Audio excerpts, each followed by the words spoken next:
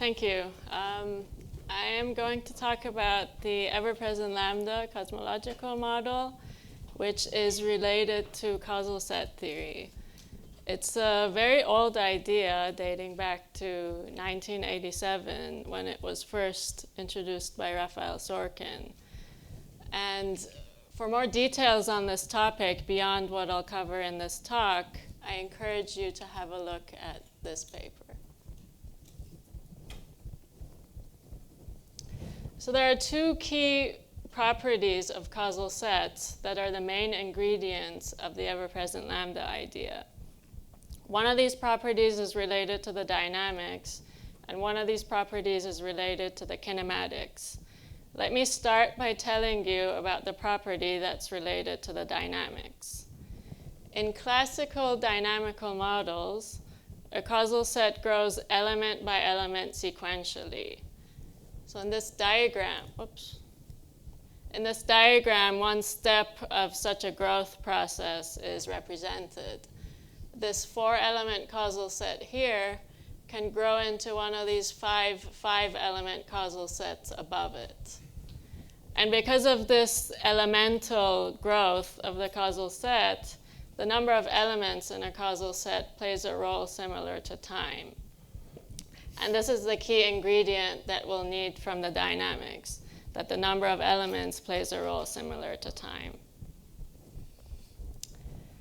Now for the key point that's related to the kinematics, causal sets that can be approximated by continuum space-times have a number-volume correspondence such that if we were to take one of these discrete causal sets and embed it in a continuum manifold, there would be this number-volume correspondence such that the number of elements within any arbitrary region with volume V would be statistically proportional to that volume V.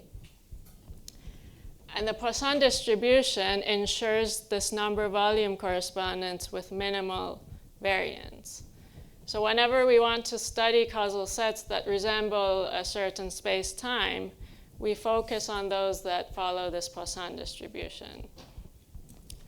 And if we set that proportionality constant between the number and volume to 1, that means that according to this distribution, statistically the number of elements in a region with volume V, the mean number would be V, and the standard deviation would be square root V. We also have a converse relation that an n-element causal set can be approximated by a range of volumes given by the Poisson distribution. And this Poisson distribution relation is the key point that we're going to need from the kinematics.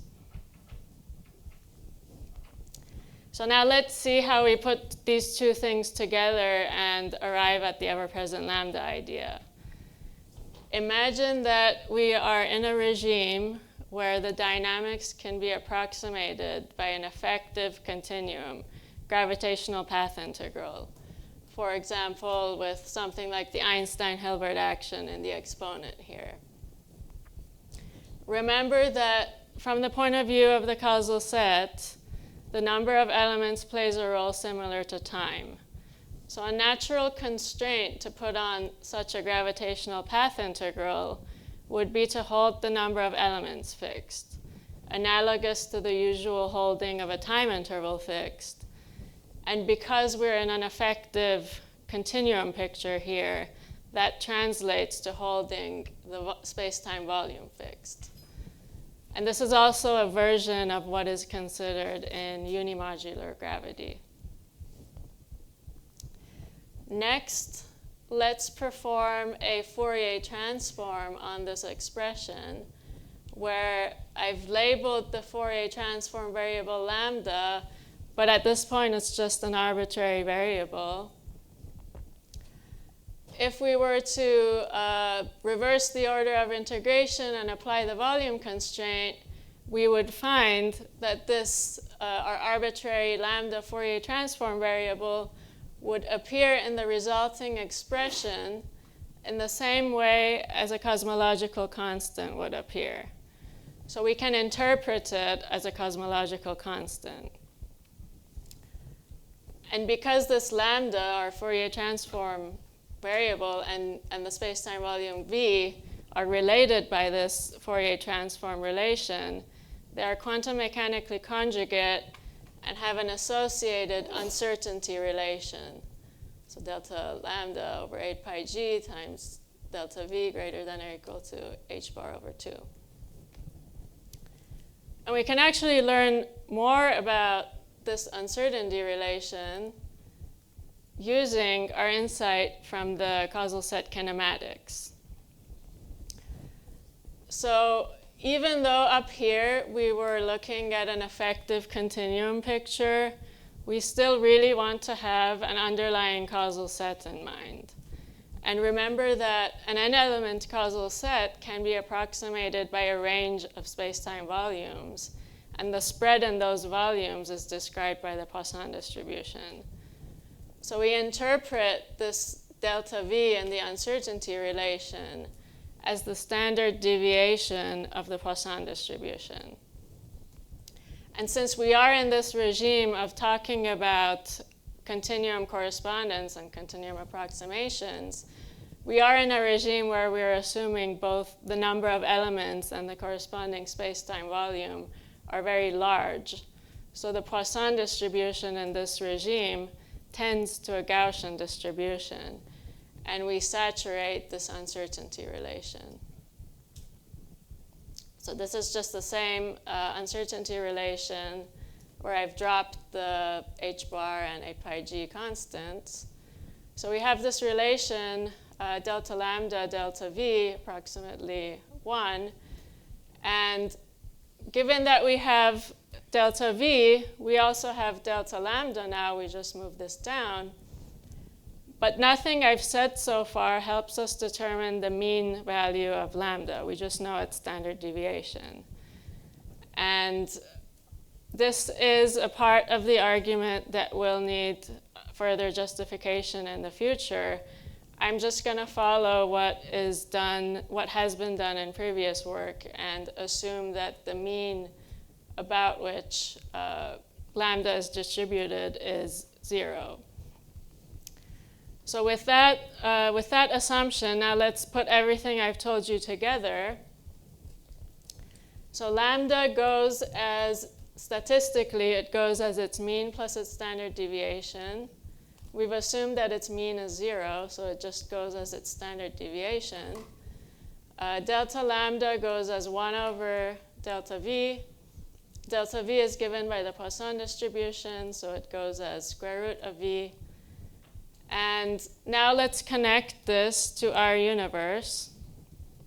So we can substitute the volume of the observable universe here to connect this to our universe, which in 4 space-time dimensions goes as 1 over h to the 4. So lambda approximately goes as h squared, where h is the Hubble parameter.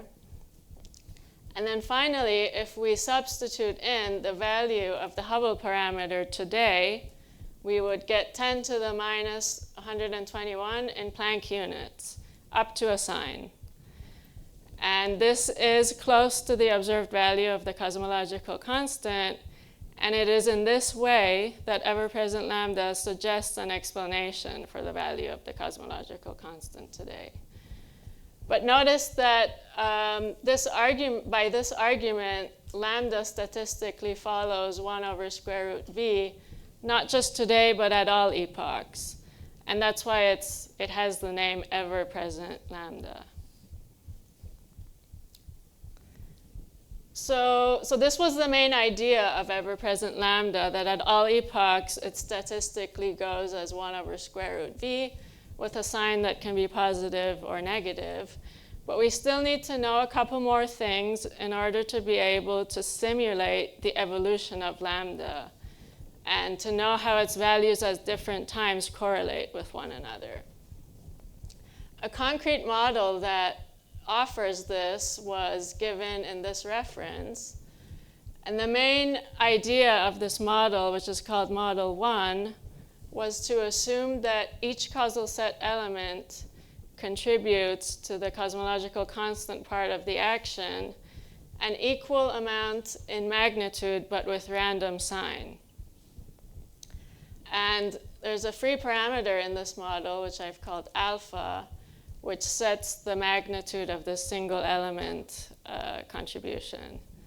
I'm not going to go through more of the details of this model, but essentially one would then add all these single element contributions to the past light cone of an observer at any epoch, and then at each later time you would just add the extra elements in the past light cone. So we consider the past light cone so that it's a causal volume that we are considering.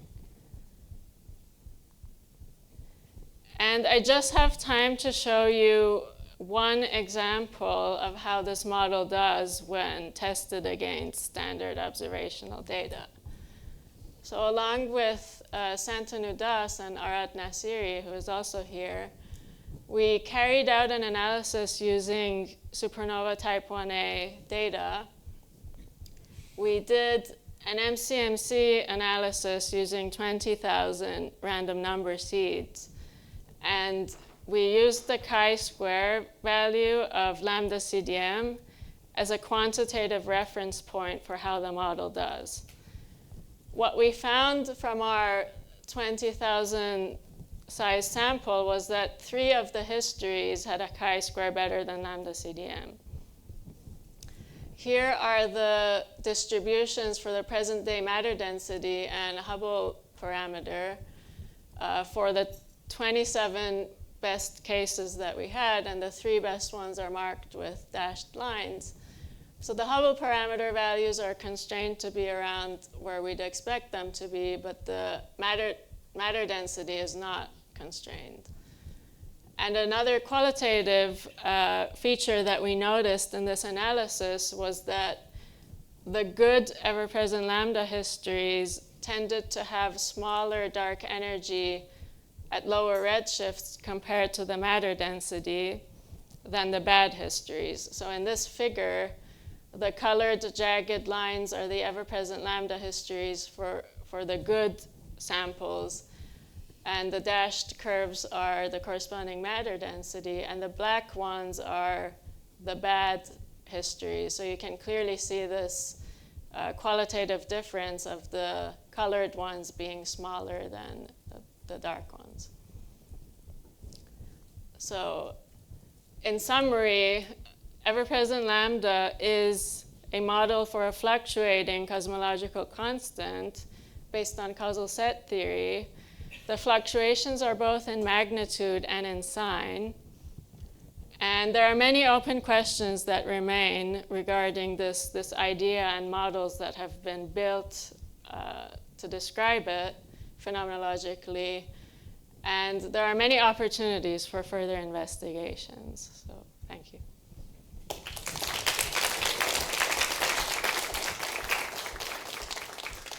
Thank you very much. Questions to the speaker? Okay.